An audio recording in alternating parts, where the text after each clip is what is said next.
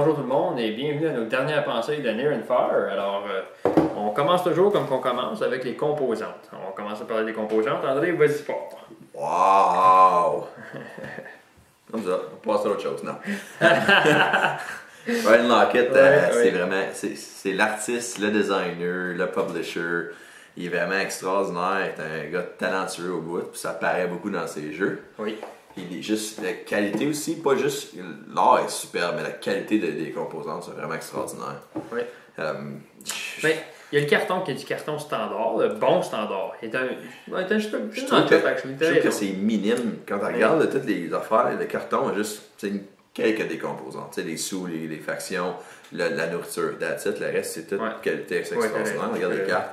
Linen finish, vraiment des bonnes cartes.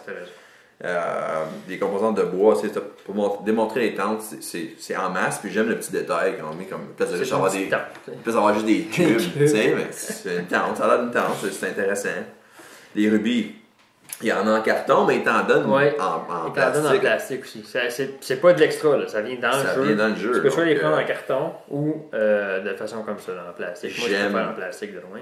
Tellement, là, je suis un petit peu partout, là, mais j'aime tellement l'aspect du livre pour les planches. Oui. C'est vraiment... T'as pas besoin d'avoir 50 planches dans ta boîte qui pèse une tonne. C'est vraiment un petit livre que tu flippes. Okay, c'est le fun. Je pense que la seule, c'est qu'à force de jouer, si tu fais pas attention, tu peux peut-être endommager un peu. Parce mais comme vraiment... mince, c'est dans un livre, évidemment. Ça. Ça, oui, je suis d'accord avec toi. Mais d'avoir cette variété-là... Oui, vraiment le fun. Tu changes ta planche tellement facilement. On va aller jouer sur telle carte aujourd'hui, OK? On s'en va juste telle carte, peu importe. Puis par contre, pour ça, c'est pas le genre de jeu que c'est comme très excitant. Qu'est-ce qu'il y a sur la map? Non, mais... dépendamment, OK, là, ça c'est une parenthèse haute, là, mais on va en parler tant qu'à faire, qu'on est là. C'est celle qu'on voit là, mettons. Celle qu'on voit là, OK, c'est dans le monde de Above and Below. Si tu as joué à Above and Below, c'est quand même vraiment intéressant. Puis si tu as fait en masse de missions, tu peux voir des liens, des similitudes dans les missions que tu vas expérimenter ici, avec des mêmes types de personnages, mêmes types d'événements, la caverne, tout ça. Puis c'est vraiment intéressant parce que si tu portes attention à la carte, tu devrais déjà avoir une bonne idée de quel type de mission tu t'en vas faire là-bas. Okay? Si tu connais le monde. Si tu connais, mais même sans connaître le monde, tu regardes les détails. Là, comme, moi, j'étais à côté d'une caverne quand j'ai été faire ma mission. La roche. Ben, la roche me demande, peux-tu m'aider à retrouver l'entrée à la caverne? C'est un lien thématique.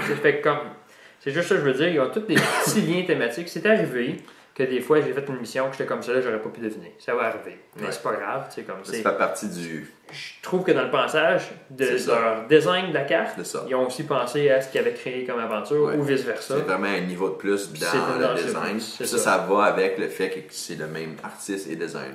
Généralement, c'est pas les mêmes personnes dans un jeu, puis t'as pas cette connexion-là souvent. Ça, c'est super. Ce que je disais, existant, c'est juste... Mettons, tu as un jeu, on a des jeux avec des grosses planches, comme mettons Anachrony, là, c'est excitant ce qui se passe. Mais c'est différentes planches de même, c'est vraiment. Ici, c'est juste une planche pour bouger dans le fond. Là, mais le fait que c'est pas la même chose, ça fait vraiment que le jeu il reste rafraîchissant. Oui, je vais tasser ça un petit peu, on replacera ça après tantôt. Là, ça faut juste pas oublier de ne pas mélanger tout ça. On va montrer l'autre côté. Okay. Voici l'autre côté. Oh, c'est sûr que je l'ai pas calé. L'autre côté, regardez, la planche qui te donne pour le village, il y a un autre côté complètement, il appelle ça la version avancée. Les actions changent un tout petit peu, tu as plus de contrôle sur la maison des mystiques. Aller en prison, tu gagnes un pain. Tu peux acheter des tortues au lieu juste des oiseaux. Fait que si tu prends un oiseau, on s'est rendu où les oiseaux, tu les as assommés à la bas, ok, bon. Tu les as pas assommés, c'est correct. Les oiseaux, si tu le tournes de bord, c'est une tortue. Et la tortue a un effet différent. Elle coûte plus cher à construire.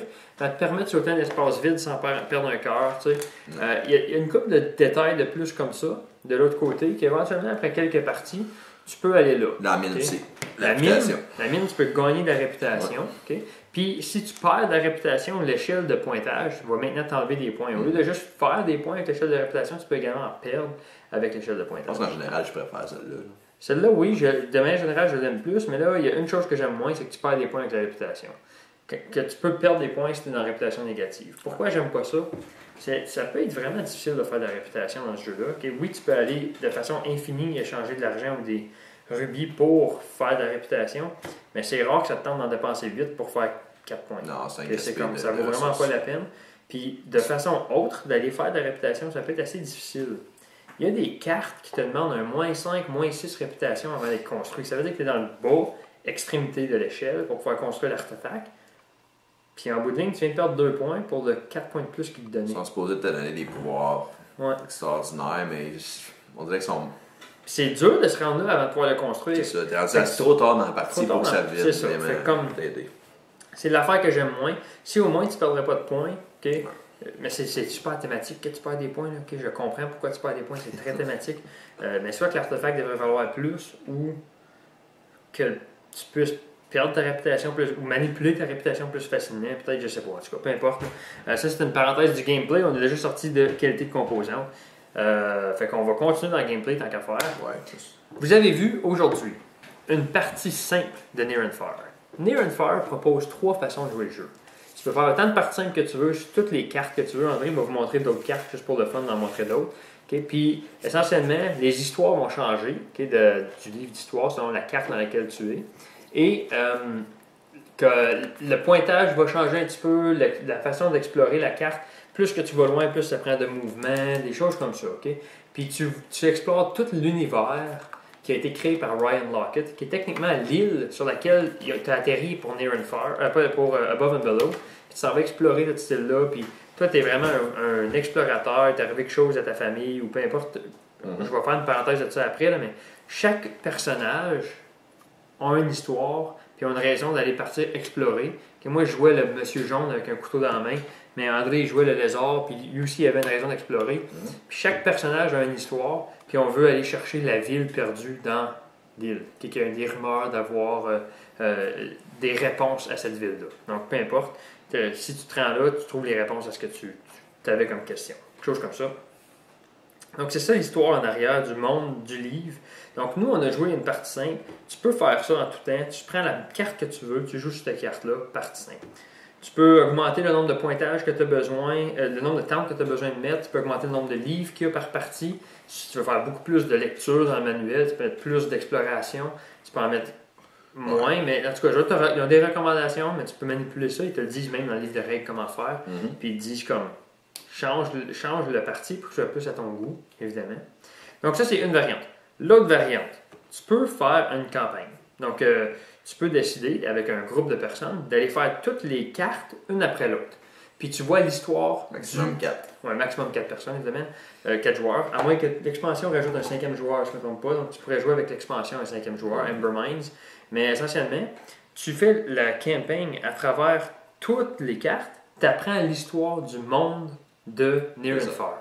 Au complet. Tu ne vas pas porter attention à l'histoire des personnages, mais l'histoire du monde, de chaque carte, quelle est sa signification, de son emplacement, qu'est-ce qui se passe dans cette région-là. Puis c'est vraiment intéressant, tu apprends à connaître le monde. Le film historique de l'île. C'est ça. L'autre option, la dernière option, c'est de jouer l'histoire des personnages au lieu. Quand tu joues l'histoire des personnages, les cartes dérangent un peu moins. Tu joues les cartes que tu veux, quand tu veux, comment tu veux, à l'exception de la dernière carte. Celle-là, tu ne peux pas aller à la ville perdue avant d'avoir complété l'histoire de tous les personnages dans la partie. Ouais. Donc, chaque personnage va, en faisant une exploration, au lieu d'aller explorer les entrées sur l'île, tu explores les entrées de ton personnage, puis tu suis ton histoire, tu vas prendre tes décisions, mais tu vas apprendre à connaître c'est quoi les différentes possibilités que ce personnage-là peut vivre essentiellement selon les décisions que tu vas prendre. Puis, ça, j'ai trouvé ça tellement extraordinaire. Ça change. Oui. T'as beau rejouer, là, mais il y a tellement d'entrées dans le livre. Je ne vais jamais me rappeler. Okay? J'ai joué avec 2 différents. La première carte, c'est la seule que je me rappelle parce que je l'ai faite 3, 4, 5 fois. Pour montrer aux autres joueurs. Pour montrer aux autres joueurs. Mais à un moment donné, avec un groupe, tu peux partir, on fait des personnages. Avec un autre, tu fais la campagne. Puis avec un autre, tu pourrais même faire d'autres personnages. Puis c'est toutes différentes entrées. Il y a plein de personnages. Je ne les ai pas toutes montrés. À 4 joueurs, même à plus. Je dirais plus 8. 8 ou 6 ou 8. Donc 1, 2, 3, 4, 5, 6, 7, 8. Il y a 8 personnages en tout. 8 différentes histoires complètement. Puis même si je rejoue le même personnage, puis je fais différentes décisions, c'est une différente histoire. Même si je refais la campagne, je prends différentes décisions, c'est une différente histoire. Différentes personnes se rencontrent, différentes choses qui se passent. Ouais, c'est ça. Puis je trouve que ça, c'est vraiment extraordinaire. C'est vraiment ce qui rend ce jeu-là vendeur. Puis c'est ça qui fait que je pense que tout le monde aime ce jeu-là. C'est l'histoire qui vient avec, la décision que tu prends qui a des répercussions sur le monde dans lequel tu vas être pendant ta campagne ou l'histoire de ton personnage. Il y a une chose de jouer à un jeu qui te donne la stratégie. Puis ça, c'est quelque chose que moi, j'aime beaucoup. Mais ça, c'est un jeu qui te donne la stratégie et te conte une histoire en même temps. Puis ça, c'est comme, oh, wow, parce que oui, il faut que tu penses à ce que tu veux faire. Puis tu t'investis dans ton personnage, dans le monde. Tu te dis, OK. Beaucoup dans ton personnage. Oh, oui, les choses qu'on fait sont mécaniques. C'est comme on va échanger du pain pour une autre chose, de l'argent pour un artefact aussi. Mais en même temps, tu as l'histoire qui fait comme, ouh, on est rendu là, je veux voir qu'est-ce qui se passe. Ça te fait vouloir rejouer. C'est une façon organique de te faire vouloir rejouer au jeu. Oui, juste parce que tu veux connaître l'histoire. Parce que le jeu ne change pas essentiellement. C'est les mêmes actions. Ça va être les mêmes artefacts que tu vas revoir parce que tu en as plusieurs. Tu as un paquet de cartes complet d'artefacts, un autre paquet de cartes complet d'artefacts avancés. T'as une tonne de trésors, il y a plein des affaires, comme il y en a que j'ai même pas vu, je suis certain sortir encore dans toutes les parties que j'ai jouées. Il y en a plein. Il y a beaucoup de rejoues au niveau juste jouer, puis l'engin que tu vas construire. Mais en plus de faire ça, qu'est-ce qu'il vient faire? Parce que vu que tu fais quand même tout le temps les mêmes actions, il vient rajouter de l'histoire qui fait que tu as encore plus le goût de jouer. C'est comme ça que je me sens, je joue. C'est comme un excitement de vouloir savoir qu'est-ce qui va se passer dans le livre de jeu. Puis ça, c'est peut-être une chose qu'on peut parler dans le gameplay. C'est que, essentiellement, quelqu'un qui fait juste du livre va pas nécessairement gagner. Il va pas nécessairement gagner, non. C'est drôle parce que c'est le point central de l'histoire du jeu, mais c'est pas le point central pour le pointage. Du jeu. Même pour le pointage, tu sais, c'est ça. Puis les gens sont souvent portés quand ils commencent à jouer, ils veulent juste aller voir les livres, juste aller faire les livres. C'est ça qui est le fun. Tu veux être celui qui prend les décisions pour le monde. Pour ça, quelqu'un qui expérience va toujours démolir quelqu'un qui commence. Parce qu'ils vont juste aller dans l'histoire, mais ils ne vont pas penser à mettre des tentes ou à faire d'autres choses. C'est ça. Évidemment, quand tu joues la campagne, puis quand tu joues soit la campagne du monde, la campagne des personnages, je vais le dire comme ça, qu'il y a un différent nom, là, mais peu importe, soit la campagne du monde ou des personnages, il rajoute un autre élément en plus. Là, je vais parler de ça tout de suite. Il rajoute des points d'expérience. Ces points d'expérience-là te permettent de faire quoi? D'acheter des talents ou des habiletés à ton personnage que tu écris sur. Je vais vous montrer, je vais vous montrer quelques-unes de vides. J'en ai ici quelques-unes. Donc ici, tu as comme un calepin. Tu peux écrire, à l'endroit, tu écris comme ton personnage, son nom, ces choses-là. Puis ici, à l'autre côté, tu écrirais quelle habileté que tu as acheté, combien de points que tu as fait jusqu'à date. Si tu as obtenu des keywords, si tu as obtenu des mots-clés pour les missions à l'avenir, tu tiens track de tes points d'expérience et les missions, si jamais il y a des missions qui s'appliquent à ton personnage seulement. Donc, essentiellement, j'en ai un calepin plein, évidemment, je peux le refaire. Il y en a avec le dessin des personnages, il y en a sans les dessins des personnages, tu choisis celle que tu veux. Mais les points d'expérience, c'est une touche de plus que j'ai trouvé vraiment intéressante. Les habiletés que tu peux acheter, il n'y en a pas une que tu fais comme « Wow, tu gagnes la game, c'était ça ». Non, ils sont toutes comme tu vas avoir un pain en commençant la game, tu vas avoir 2 pains. Tu peux, au lieu de dueler quelqu'un, tu peux payer la personne pour rentrer sans être obligé de dueler. Tu peux user des rubis comme de l'argent. Il y en existe, tu as un épée de plus quand tu fais des duels. Ça ajoute un niveau de plus de diversification. C'est ça. Puis ça fait que aussi en même temps, ça va t'aider. Toi, quel type de stratégie tu veux?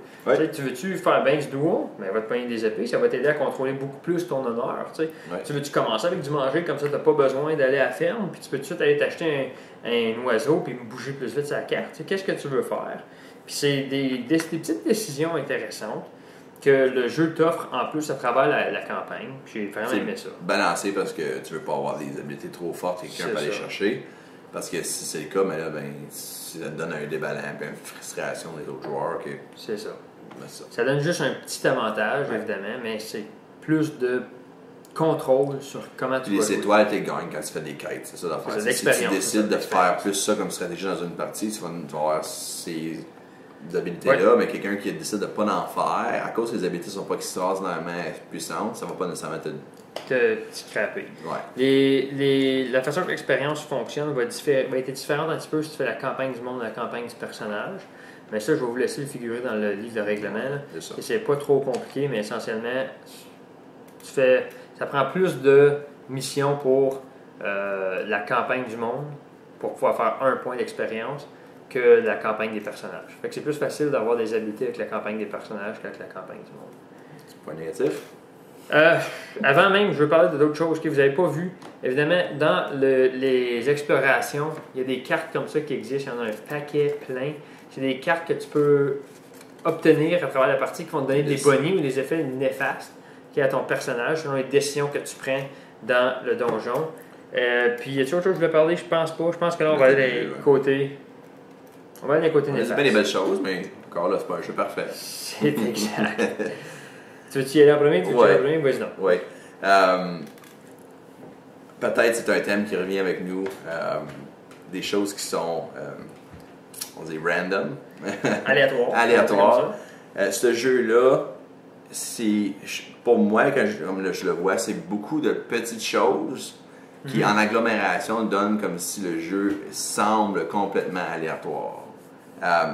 Parce que on regarde chaque élément, puis il y a un petit peu de côté aléatoire pour. Mettons, on se fait un duel, tu roules le dé.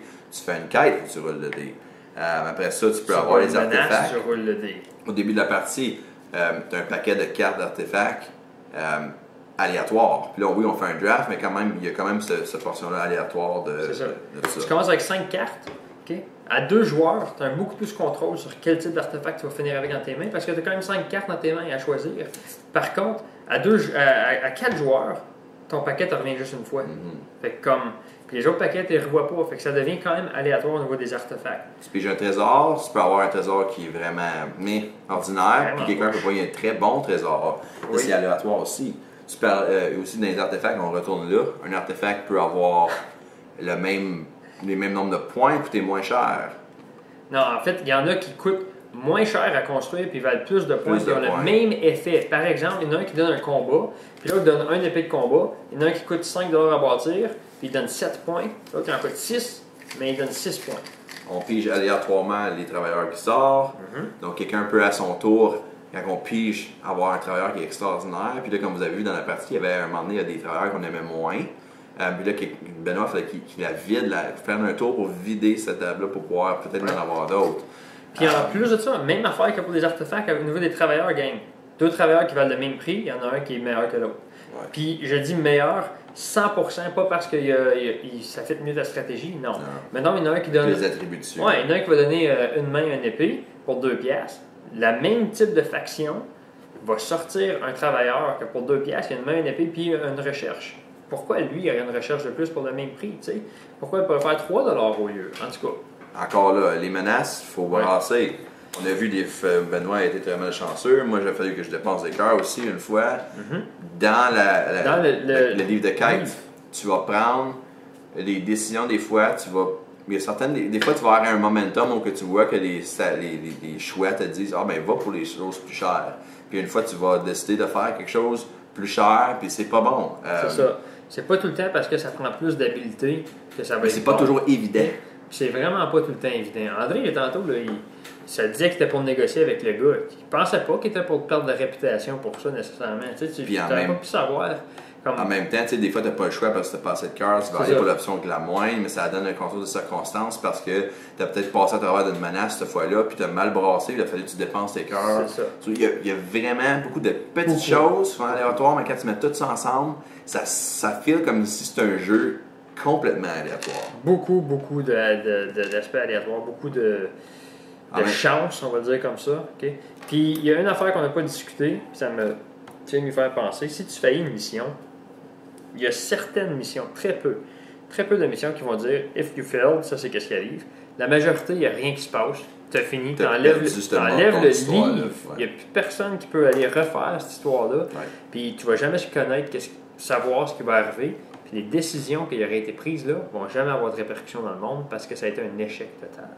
Okay, donc ça, c'est un autre aspect qui est comme, j'ai pas aimé, j'aurais aimé peut-être, tu le faillis, tu peux peut-être le refaire sans gagner l'expérience, je sais pas.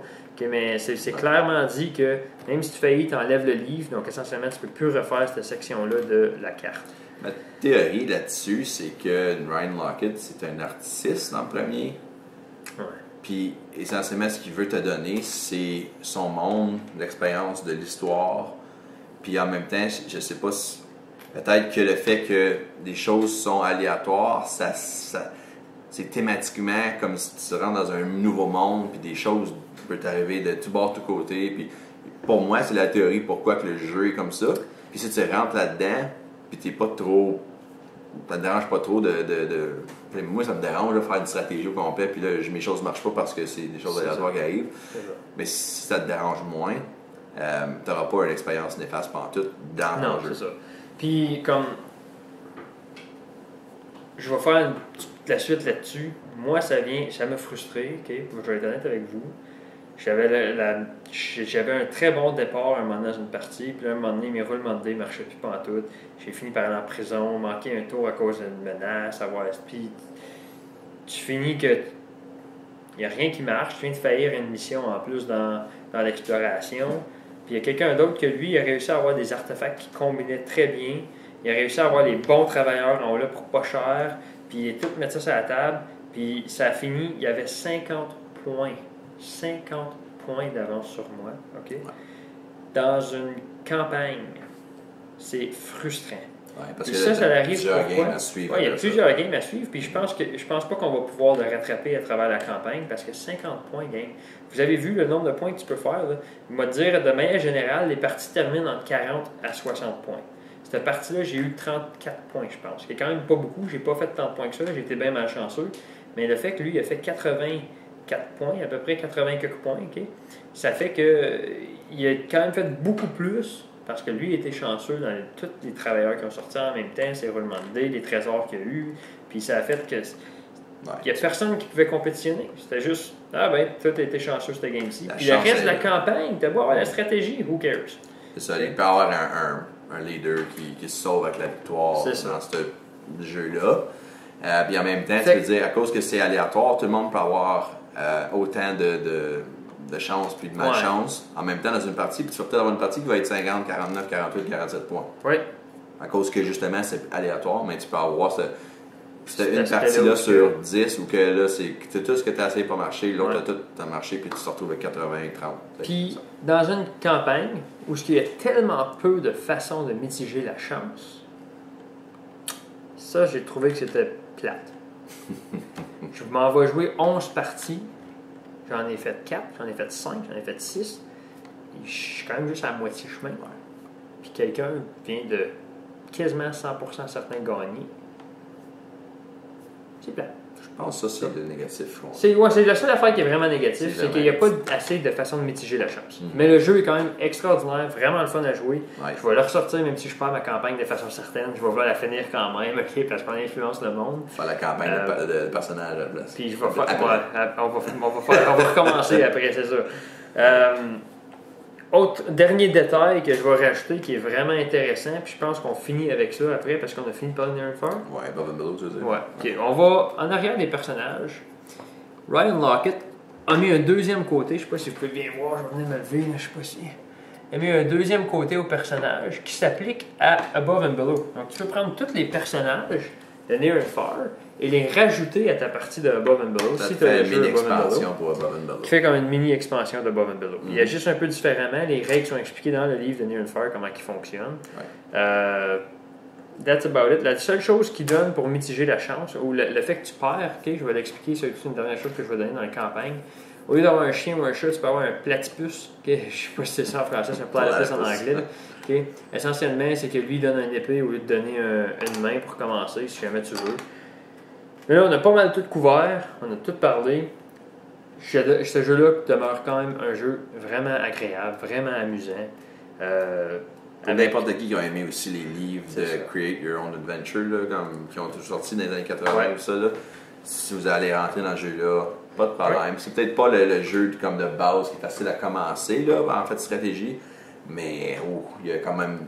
Tu es excité, comme quand tu joues le jeu, tu veux savoir ce qui se passe. Ça, c'est définitif. Au niveau rejoute, extraordinaire. Ah oui. Okay? Peu importe les décisions que tu prends, l'outcome va être différent. Peu importe les...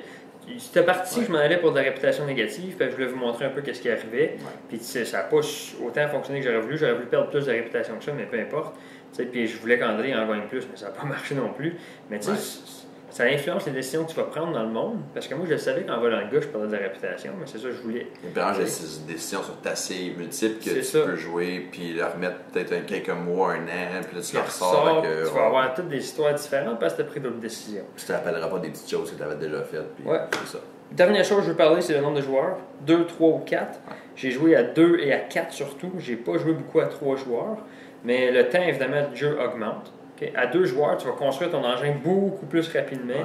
Okay? Puis tu vas répondre. La partie va finir plus vite. Surtout que tu vas répondre à l'autre personne directement à ce qu'il fait. Oui. Puis, mais en même temps, je trouve qu'il y a moins de choses comme le duel ne va jamais arriver. Okay. Ouais, très rarement. Démontré, mais joueurs, je n'aurais pas été au début. Puis tu vois que ça va pour une quest. Un trade route. Une route d'échange. Route d'échange, merci. Tu vois que ça va pour une route d'échange, mais tu vas payer l'autre moitié de suite. Tu sais, c'est comme. Ouais, c'est ça. Tu réponds à l'autre. Tu réponds à l'autre beaucoup plus. À 4 joueurs, c'est pas exactement comme ça que ça se passe. Il y a plus de missions sur la planche, fait que ça t'inquiète pas trop. Des duels il y a beaucoup plus de chances de faire des duels parce que tout le monde s'en va dans le village.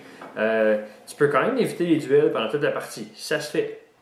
Tu peux quand même très bien gagner parce que tu as évité les duels, tu vas quand même faire d'autres actions. Tu prends pas le risque de perdre. Mais c'est ça. Puis le temps de jeu augmente quand même beaucoup, 4 joueurs versus 2. Considérablement. Une chose que je dis à 4 joueurs aussi, je trouve que à 4 joueurs, c'est tellement important de faire sûr que tu as un des meilleurs engins. Oui. Parce que quand les gens commencent à aller sur la planche, si tu n'as pas un engin assez rapide pour le mouvement puis les recherches, tu te retrouves que les peu de fois que tu vas sortir, les gens ont déjà passé, ils ont déjà ravagé le territoire. Tu peux pas te rendre, tu peux plus faire de profit. Sauf que tu as un engin, il y a plus de mouvement dans le village au début. On l'a peut-être pas spécifié, mais si on met une tente, il n'y a plus personne qui peut mettre de tente là. Okay, la tente est mise, il n'y a plus de ressources, là, ça a été exploité. Moi, j'ai trouvé ça à 4 joueurs. Okay, fait qu'à 4 joueurs, tu as bien raison, ça arrive plus. Fait que la construction de ton engin est beaucoup plus importante. Ouais. Sur ce, j'espère que vous avez aimé notre démonstration de Near and Far. Mais en bout de ligne, ce sont que nos pensées. Faites votre propre opinion en écoutant notre démonstration et en jouant le jeu si jamais vous avez la chance. Exact. Merci d'avoir été avec nous. Merci.